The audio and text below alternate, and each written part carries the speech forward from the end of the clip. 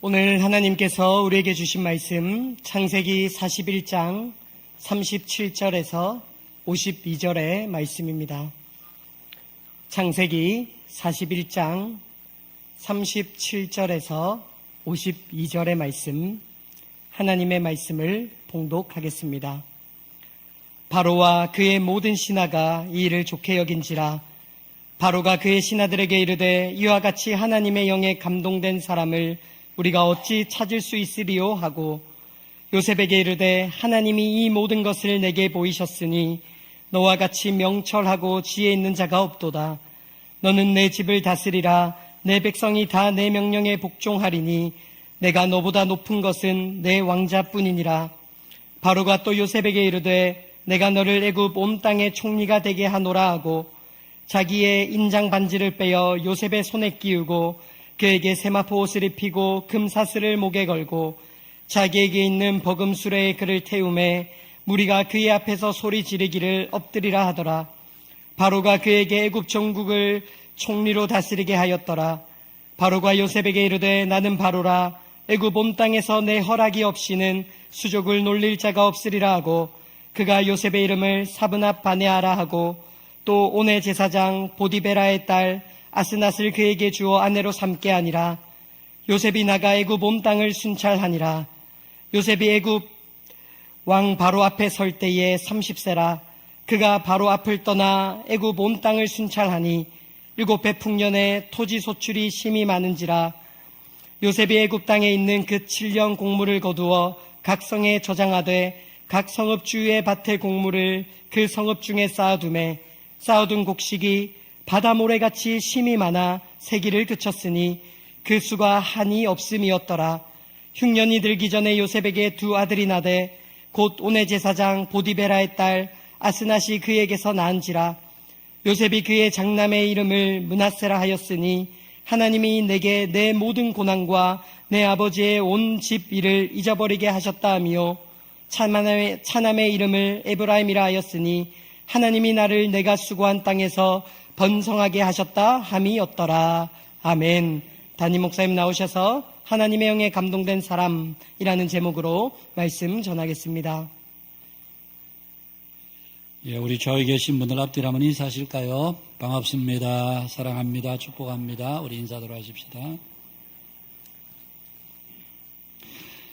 성경을 읽다 보면 같은 내용을 반복해서 기록하는 그런 경우들을 몇 번 우리가 마주치게 됩니다. 읽다 보면 조금은 지루하기도 한데 굳이 똑같은 내용을 이렇게 반복할 필요가 있나 그런 생각이 들 때도 있습니다. 예를 들면 출애굽기 25장에 보면 하나님께서 모세에게 내가 그들 중에 거할 성소를 짓되 무릇 내가 네게 보이는 모양대로 장막을 짓고 기구들도 그 모양을 따라 지을지니라. 그러면서 앞으로 모세와 이스라엘 백성들이 지을 성막의 모형도를 말씀해 주셨습니다. 번제 단은 이렇게 만들고 여호와의 언약궤는 크기를 이렇게 하고 심지어는 제사장이 입는 옷에 관한 규정까지도 하나님께서 세밀하게 말씀해 주셨습니다. 그것이 출애굽기 25장에서 28장까지에 나오는 말씀입니다. 그런데 출애굽기 뒷부분 37장에 보면 이제 실제로 성막을 만드는 과정들이 나오는데 앞에 했던 내용을 똑같이 반복하고 있는 것을 볼 수가 있습니다. 그래서 성경을 읽으면서 지루한 생각도 들고 하나님은 왜 굳이 같은 말씀을 이렇게 반복해서 기록했을까? 여기에 대해서 학자들은 이런 해석을 내놓습니다. 하나님은 당신께서 말씀하신 대로 반드시 그 일이 이루어져야 함을 보이시기 위해서 그래서 같은 내용을 앞부분에는 설계도를 보여주셨고 뒷부분에는 실행하는 과정에서 그 설계대로 지어졌다. 그것을 우리들에 보여주기 위해서 하나님은 말씀하시면 반드시 이루시고 이루어져야 함을 우리들에 보여주기 위해서 그렇게 하셨다. 학자들은 그렇게 추석을 하고 있습니다. 오늘 창세기 41장도 보면 우리가 지난주에 보았습니다마는 이미 바로는 자신이 꾸었던 꿈을 애굽의 점술가들과 현인들에게 다 말해 주었습니다. 물론 요셉은 그 뒤에 바로왕의 부름을 받고 왔기 때문에 다시 요셉에게 그 꿈 이야기를 해주는 것은 논리적으로 순서상으로는 어렵지 않고 당연하게 그렇게 보입니다만은, 그러나 오늘 성경을 읽는 우리들에게는 성경의 저자가 굳이 반복하지 않고 요셉이 꾸었던 꿈 바로 해석을 우리들에게 이야기해 주어도 같은 장에서 이루어진 일이기 때문에 우리가 충분히 잘 알 것 같은데, 그럼에도 굳이 바로가 요셉에게 자신이 꾸었던 꿈을 똑같이 그렇게 성경에 이야기를 해주고 기록이 되어 있습니다. 왜 하나님은 지루한 내용들을 반복해서 말씀하셨을까? 앞서 말씀드린 대로 하나님은 한 나라의 미래뿐만 아니라 인간 모든 역사의 미래를 주관하시는 분이시다 하는 것을 우리에게 보여주기 위해서 같은 내용이지만 반복해서 기록하고 있는 것입니다. 여러분, 오늘 우리가 읽지 않았습니다마는 25절에 보면 요셉의 해석이 나오는데요. 바로가 꿈 이야기를 해주자 요셉이 바로에게 아뢰되 바로의 꿈은 하나라. 하나님이 그가 하실 일을 당신에게 보이신 것입니다. 그리고는 32절에 바로께서 2번 꿈을 겹쳐 꾸신 것은 하나님께서 이 일을 정하셨다는 뜻입니다. 그리고 속히 하나님께서 이 일을 행하실 것입니다. 여러분, 바로가 꾸었던 꿈은 풍년과 흉년을 예고하는 꿈이었습니다. 그런데 그 풍년과 흉년은 하나님이 정하시는 대로 된다는 것입니다. 여러분, 애굽의 바로도 점술가들도 현인들도 해석조차 할 수 없을 때에 여러분, 요셉은 그들에게 분명하게 알려주었습니다. 하나님께서 그 하실 일을 바로 당신에게 보여준 것이며 그리고 그 일을 속히 행하실 것입니다.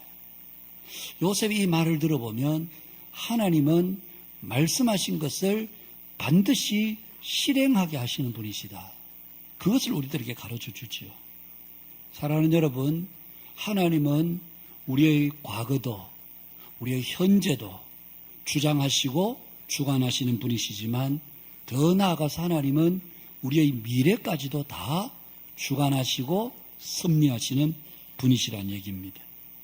하나님께서 풍년을 주겠다 그러면 풍년이 찾아오고, 하나님이 흉년을 주겠다 그러면 흉년이 찾아오는 것입니다.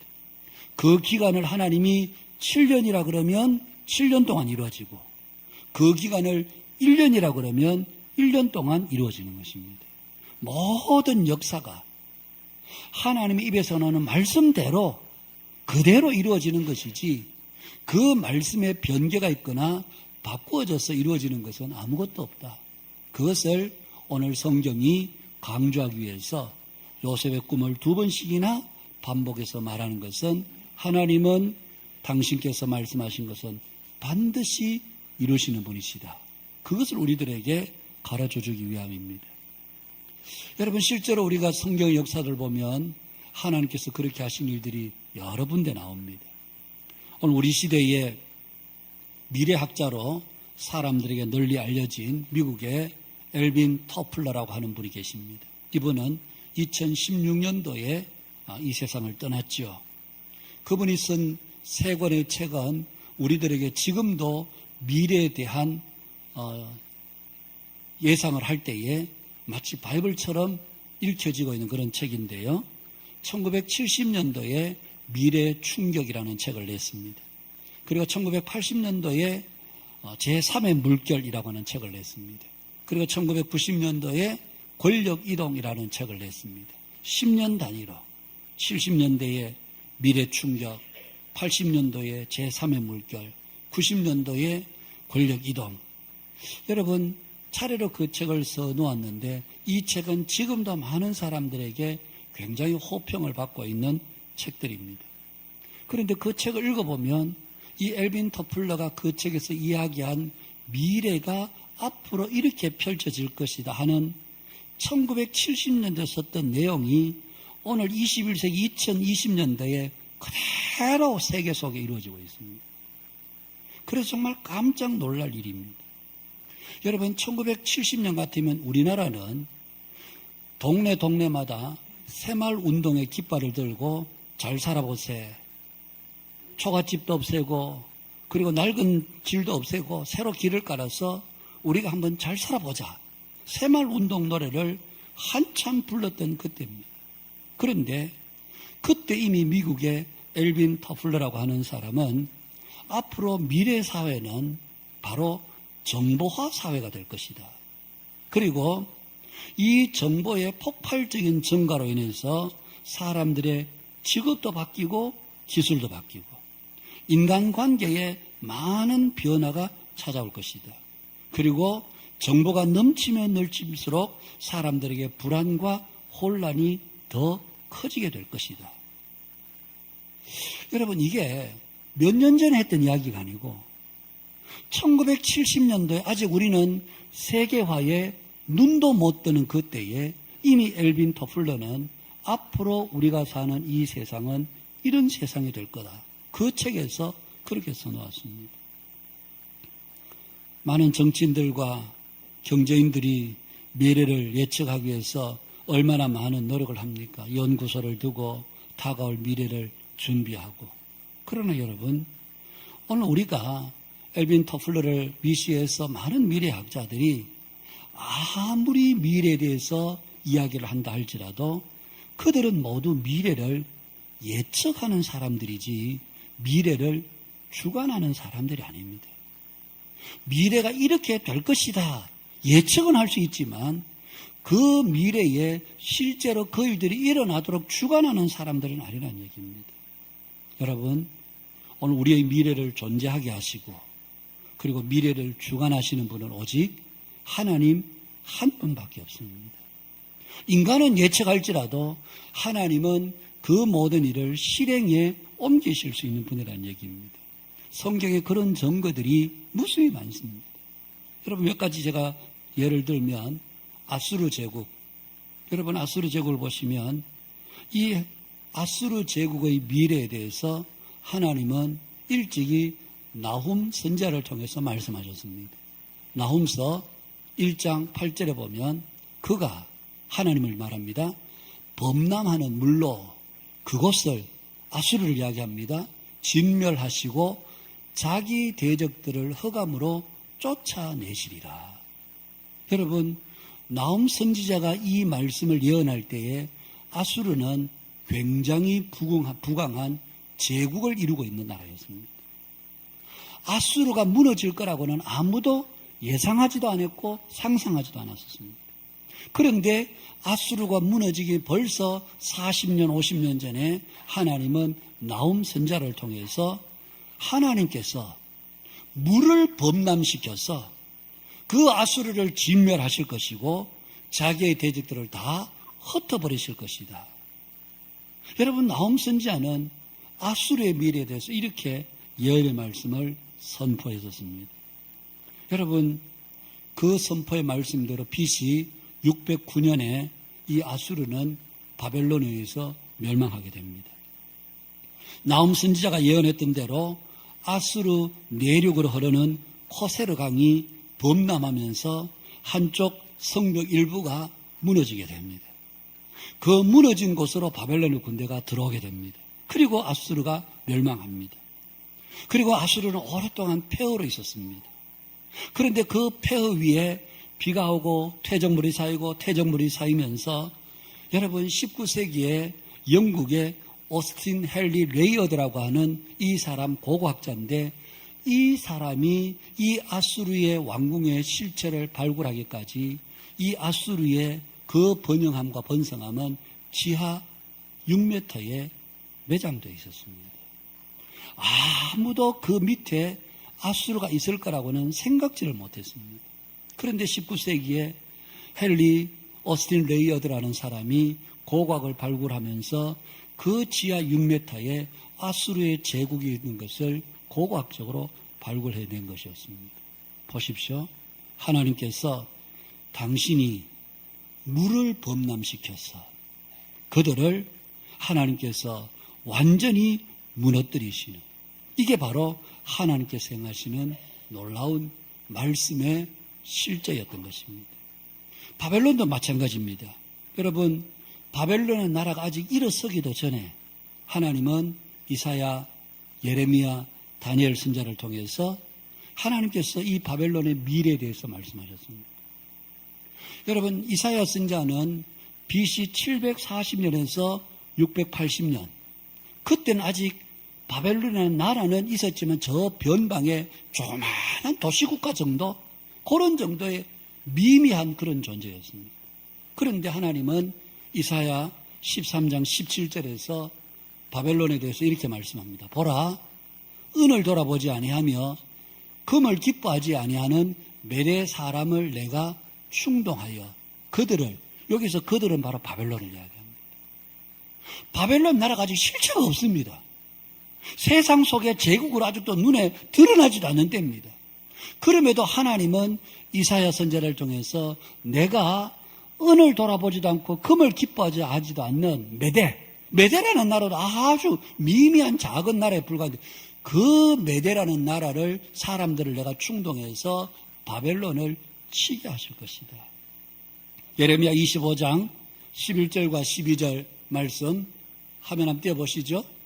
거기에 보시면 이 모든 땅이 폐허가 되어 놀랄 일이 될 것이며 이 민족들은 70년 동안 바벨론의 왕을 섬기리라. 여호와의 말씀이니라.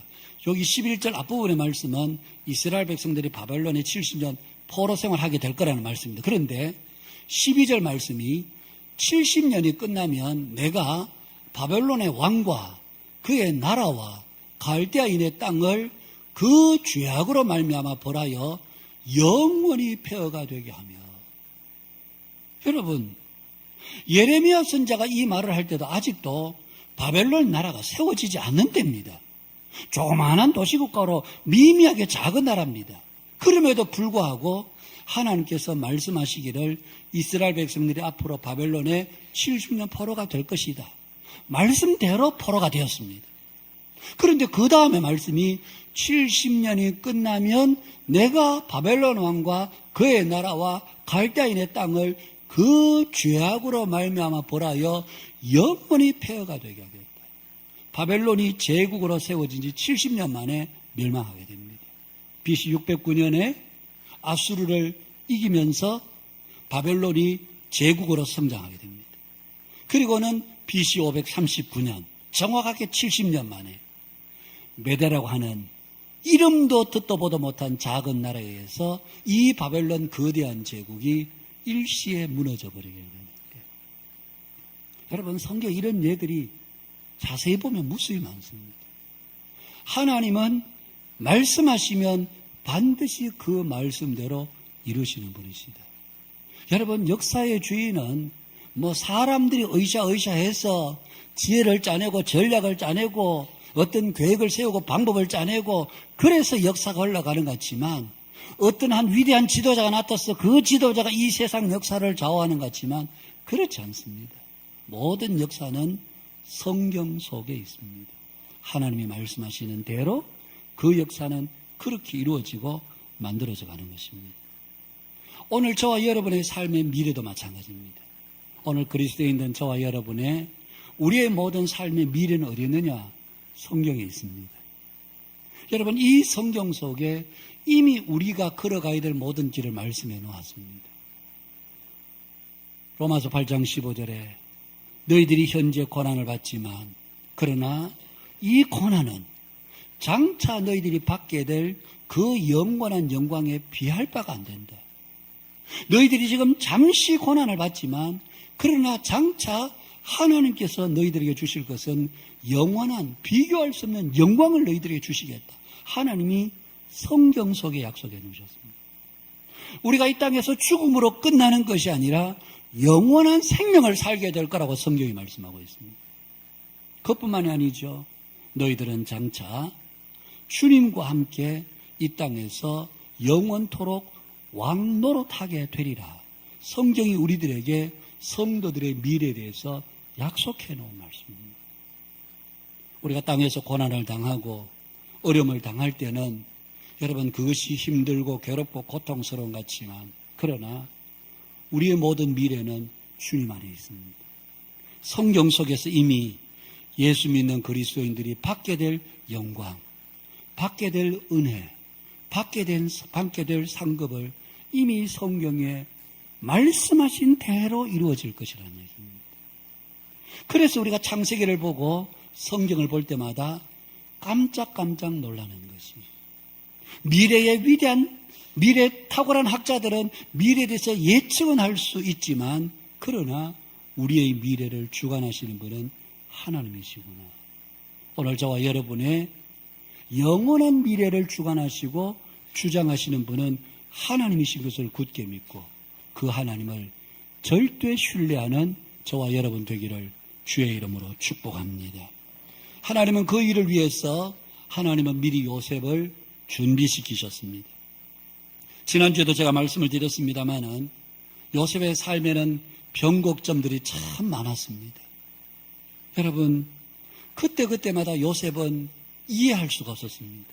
왜 자신이 사랑받던 아들의 자리에서 어느 날 이 애굽의 노예로 팔려오게 됐는지, 왜 많고 많은 집 중에서 보디발의 집의 종으로 가게 됐는지, 그곳에서 열심히 일한 것밖에 없는데 왜 억울한 누명을 쓰고 왕의 죄수들을 가둬놓은 것에 갇혀야 했는지, 그곳에서 두 관원장 중에 한 사람 술 맡은 관원장의 꿈을 명쾌하게 해석해주고 그 꿈대로 술 맡은 관원장이 복직되었음에도 불구하고 그는 나가자마자 요셉을 까마득하게 왜 잊어버리고 살아게 됐는지. 여러분, 요셉으로서는 삶의 어느 한순간도 도무지 이해할 수가 없었습니다. 왜 하나님은 내 인생을 이렇게 꼬이고 짓밟히고 또 짓밟히도록 만드시나. 어쩌면 요셉은 그 13년의 세월을 지나는 동안 마음이 괴로웠을 것입니다. 그러나 우리가 성경을 보면 그 모든 것이 다 하나님의 계획 속에서 하나님께서 준비시키는 시간들이었다는 사실입니다. 어느 선교사님의 고백이 참 마음에 와닿았습니다. 자신은 어린 시절 집이 너무 가난해서 제대로 공부하는 것도 어렵고 참 어렵게 살았다는 겁니다. 그래서 어려서부터 해보지 않은 일이 없었을 만큼 일찍 어려서부터 돈을 벌어야 되기 때문에 조경하시는 분들 띠를 따라다니면서 거기서 일당을 받고 일을 했는데 조경하는 분들을 따라다니면서 조경을 배웠습니다. 그게 끝나고 나니까 원예를 배웠습니다. 그게 끝나고 나니까 또 공사 현장에서 파이프를 조립하고 파이프를 제작하는 그 파이프 기술을 배웠습니다. 그게 끝나고 나니까 건축일을 배웠습니다. 여러분, 그 일을 겪을 때마다 너무너무 힘들었다는 겁니다. 다른 친구들은 다 좋은 부모님 밑에서 학교 생활 평안하게 잘하고 아무 걱정 없이 살아가는데 왜 내 인생은 이렇게 매번 힘들기만 할까? 고통스러웠습니다. 그런데 자신이 선교사가 되고 사역지에 나가보니까 어려서부터 배운 모든 것들이 다 쓰임받더라는 것입니다. 그래서 이 선교사님이 깨달은 것은 하나님께서 가난이라는 것을 통해서 어려서부터 나를 이렇게 준비시키고 이렇게 만들어 오셨구나 생각하니 지난날의 모든 것들이 다 하나님의 훈련이었다고 생각하니 그 자체가 감격스럽고 벅찬 하나님의 은혜가 느껴지더라는 것입니다. 여러분, 요셉이 겪은 고난의 삶의 여정은 모두 다 하나님이 그를 쓰시기 위한 준비의 시간들이었습니다. 여러분 생각해 보십시오. 보디발의 종의 집에 종으로 팔려왔습니다. 17살 17세 소년입니다. 보디발의 집에 처음에 왔을 때는 낯선 문화에 모든 것이 어리둥절해서 뭘 어떻게 해야 될지 모르는 사람이 어리벙벙한 그런 상태였겠죠. 야, 저기 가서 가져와! 이러면 쫓아가서 가져오고 그냥 잔심부름만 하는 그런 노예 생활이었을 것입니다. 그런데 한 해 지나면서 주인 보디발이 이 히브리에서 팔려온 노예를 가만히 보니까 이야, 이 아이가 보통 아이가 아니네. 민첩하기가 그지없습니다. 모든 일의 판단력과 분별력이 다른 나이 많은 종들보다 훨씬 뛰어난 것을 주인이 보게 됐습니다. 그러면서 요셉의 직급을 조금씩 높였습니다. 그러다 마침내 여러분 요셉으로 하여금 가정 전체를 맡겼습니다. 나와 내 아내를 제외하고 네가 우리 집의 모든 대소사를 내가 너 손에 맡긴다. 창고 열쇠도 너에게 맡기고 장부도 너에게 맡기고 모든 것을 너에게 맡길 테니까 네가 알아서 우리 집 살림을 살아다. 여러분 요셉이 그 가정 총무가 되었습니다. 여러분 생각해 보십시오. 이 보디발의 집에 드나드는 사람이 보통 사람들이었겠습니까? 왕의 친위대장이었습니다. 아마 그 집에 드나드는 사람들은 아마도 굉장히 직급이 있는 지위가 있는 애굽의 귀족들이었을 것입니다. 이런 사람들이 들어올 때마다 요셉이 나가서 친절하게 영접하고 그분들의 시중을 듣고 그러면서 그분들이 주고받는 이야기를 여러분 귀 너머지만 어깨 너머로지만 이야기를 들으면서 애굽에 돌아가는 경제, 애굽의 사회, 애굽의 문화 이런 모든 것들을 틈틈이 익히게 됩니다. 뿐만 아니라 억울한 누명을 쓰고 왕의 제수들이 가두는 감옥에 들어갔을 때 그곳에서 최소 2년 이상을 머물면서 그 왕에 가까운 이 신하들이 그 왕궁에 와서 서로 주고받는 이야기를 들으면서 애굽의 정치가 어떻게 돌아가는지, 애굽의 경제가 지금 어떤지, 그러면서 애굽의 지리가 어떤지, 역사가 어떤지 이런 모든 것들을 여러분 이 왕궁 감옥에서 왕의 신하들을 가두는 그 감옥에서 차례로 습득하게 되었다고 볼 수가 있습니다. 여러분 우리가 그것을 어디서 알 수 있는가 하면 바로가 요셉에게 꿈을 이야기했을 때에 여러분 요셉이 하나님께서 바로에게 꾸게 하신 꿈은 이런 꿈입니다. 두 가지 꿈을 꾸었지만 하나입니다. 그러면서 하나님께서 꾸게 하시던 그 꿈을 해석해 주었습니다. 여러분 거기까지만 해도 훌륭한 일 아닙니까? 그런데 요셉은 거기에서 한 발자국 더 나갑니다. 왕이여, 하나님께서 그 일을 속히 이루실 텐데 왕께서는 감독관을 준비하십시오. 그리고 국민들이 7년 동안 풍성한 수확을 거둘 때에 그 중에 5분의 1을 세금으로 거두십시오. 그리고 그 세금을 보관할 창고를 지으십시오. 여러분 이 히브리 노예입니다. 감옥에서 이제 나온 사람입니다. 그런데 바로 왕 앞에서 하나님께서 꾸게 하신 그 꿈을 해석해 주었을 뿐만 아니라 그 꿈에 대한 대비책까지도 완벽하게 바로에게 신하들에게 일러주었습니다. 여러분 놀라운 일이죠. 지난 13년은 여러분 이 요셉이 바닥 인생을 사는 것 같았지만 그것은 바닥이 아니었습니다. 하나님께서 모든 것을 배우게 하시는 하나님의 훈련장이었고 하나님께서 교육시킨 교육의 현장이었던 것입니다.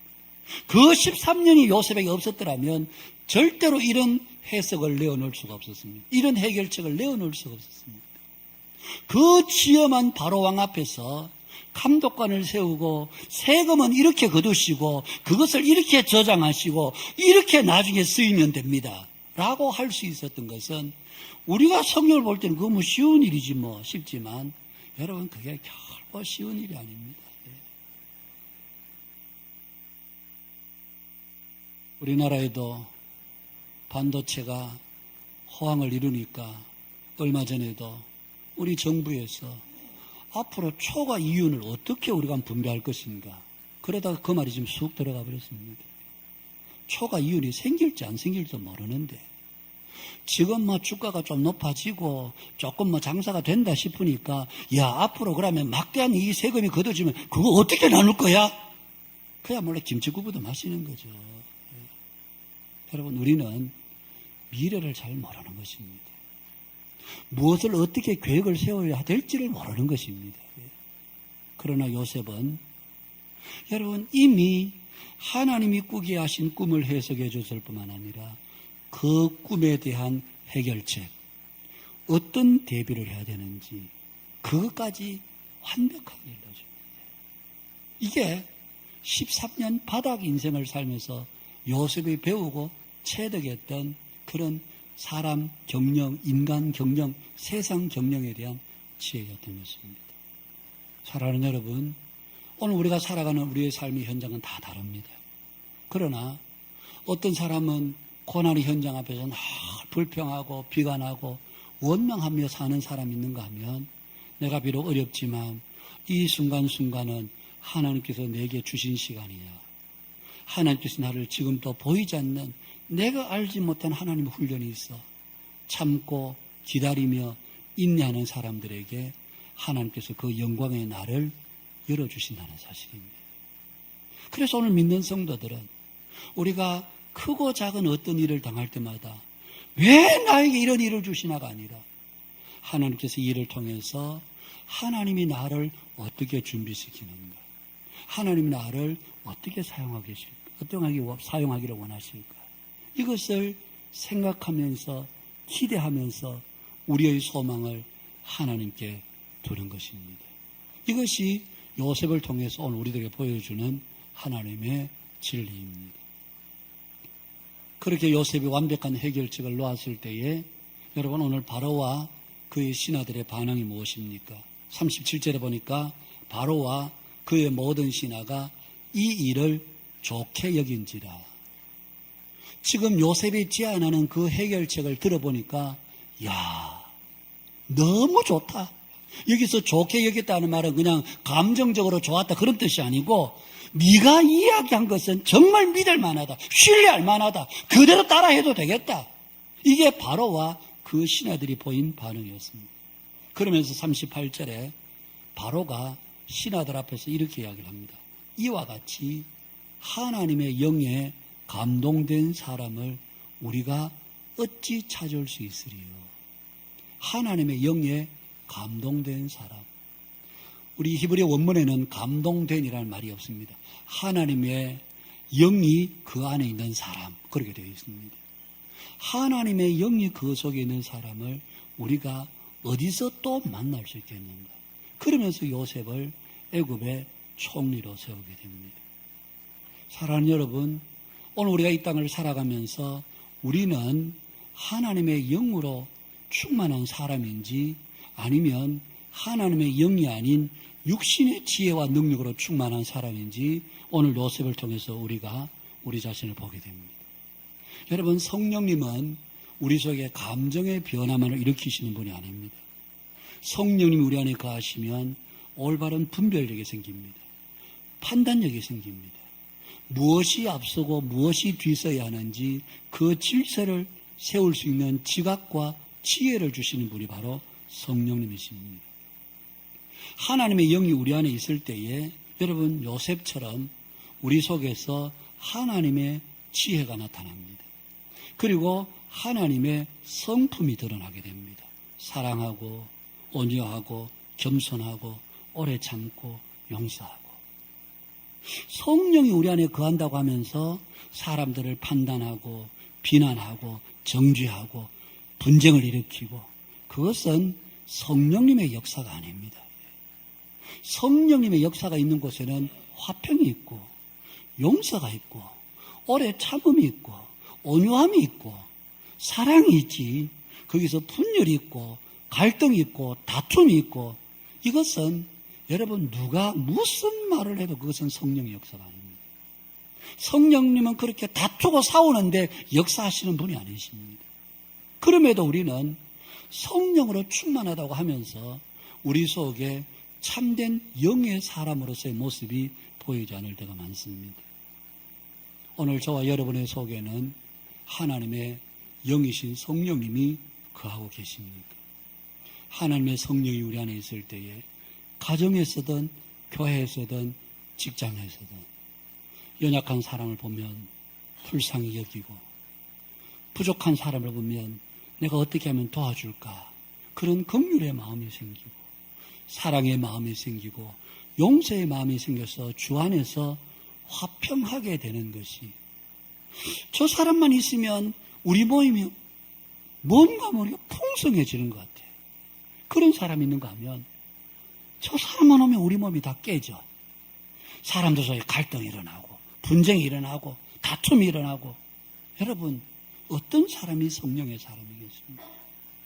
저와 여러분 속에는 하나님의 영이 거하십니까? 아니면 그렇지 않습니까? 세상 사람들을 볼 때 이분 속에는 하나님의 영이 계신 것 같아요. 여러분, 그게 바로 오늘 요셉이 바로와 그의 신하들에게 받게 된 평가가 아니었습니까? 그래서 마침내 요셉을 바로와 그 신하들이 그 지위를 높여주었습니다. 40절에 보면 바로가 이렇게 말합니다. 너는 내 집을 다스리라. 보디발의 집에서는 보디발의 집을 다스렸지만 이제 바로는 요셉아, 네가 이 애굽 땅 전역을 네가 다스려라. 내 백성이 다 너의 명령에 복종하리니 내가 너보다 높은 것은 내 왕자뿐이니라. 내가 너보다 높은 것은 이 보좌에 앉은 거 이것 말고는 네가 우리나라의 실제적인 주권자이고 실제적인 통치자야. 모든 걸 네가 다 해. 그리고는 자신의 손에 끼었던 인장반지를 빼어서 여러분 요셉에게 끼워줍니다. 여러분 생각해보니 가능한 일입니까?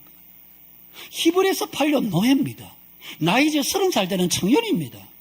그런데 요셉을 불러서 내 인장반지, 이 바로의 위엄과 권위와 절대 명령을 상징하는 이 인장반지를 빼어서 요셉의 손에 끼워줍니다.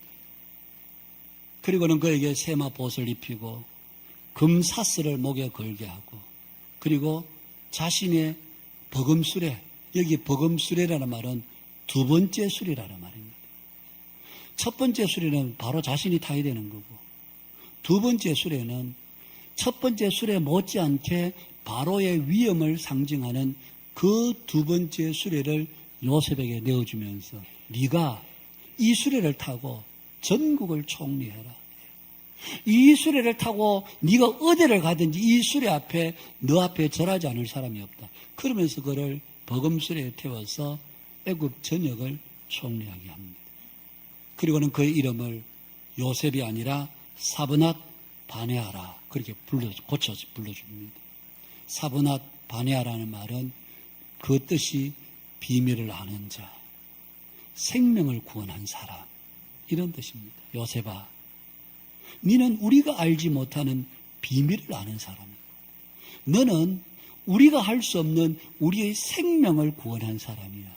그래서 그 이름을 사브낫 바네아라 그렇게 불러주었습니다. 사랑하는 여러분, 오늘 요셉의 생애를 보면서 오늘 우리의 삶에 어려움이 있고 시련이 있다 할지라도 결코 우리가 낙심하거나 믿음에서 돌아서지 마시기를 바랍니다. 지금은 다 이해가 안 되는 일이 많을지라도 때가 되면 하나님께서 그 모든 일을 풀어주시고 마침내 우리로 하여금 영광의 자리에 서게 하실 것이기 때문에 그렇습니다. 우리의 마지막 종착지는 하나님의 나라입니다. 누가복음 16장에 나오는 부자로와 나사로의 이야기를 여러분들이 알고 있지 않습니까? 여러분, 나사로는 평생 동안 부잣집 그 문 앞에서 온몸에 헌대를 앓고 그리고 그 집에서 나오는 부스러기 음식 먹다가 그거 먹고 살다가 죽은 사람입니다. 인간적으로 보면 가장 비참하게 죽은 사람입니다. 뭐 인생이라고 말할 것도 없는 사람입니다. 그러나 그는 이 땅에서 그렇게 죽었지만 여러분, 하나님 나라에서는 부자가 이 땅에서 누려보지 못했던 영광을 이 나사로는 누리고 살았습니다. 이게 하나님의 백성들에게 주시는 하나님의 영원한 미래요 약속인 것입니다.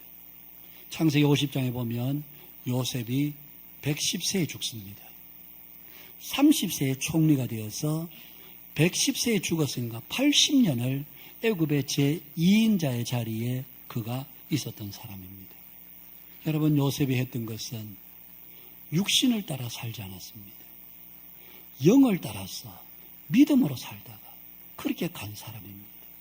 사랑하는 여러분, 오늘 우리 저와 여러분의 삶이 이 땅에서 비록 고된 일도 있지만 우리가 육신을 따라 살다가 육신으로 죽을 것인지, 아니면 영어를 따라서 믿음으로 살다가 주님 앞에 설 것인지, 이것은 우리가 날마다 우리 자신이 결단해야 될 일입니다.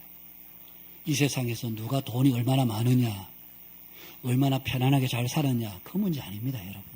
그 문제가 아니라 하루하루 삶의 순간순간마다 내가 믿음을 따라서, 영을 따라서 살 것인지 아니면 육신을 따라서 살 것인지 우리 자신이 결단하면서 우리 한빛교회 모든 믿음의 성도 여러분들께서 이제는 더 이상 육신이나 세상을 따라 살지 않고 영으로 믿음을 따라 주님 앞에 삶으로 우리의 먼 미래가 하나님 앞에 칭찬 듣고 인정받고 영광스럽게 되는 복된 삶이 오늘이라고 하는 이 삶의 현장에 매일매일 아름답게 이루어져가는 우리 한빛교회 모든 믿음의 교우 여러분들의 삶이 되실 수 있기를 주님의 이름으로 축복합니다.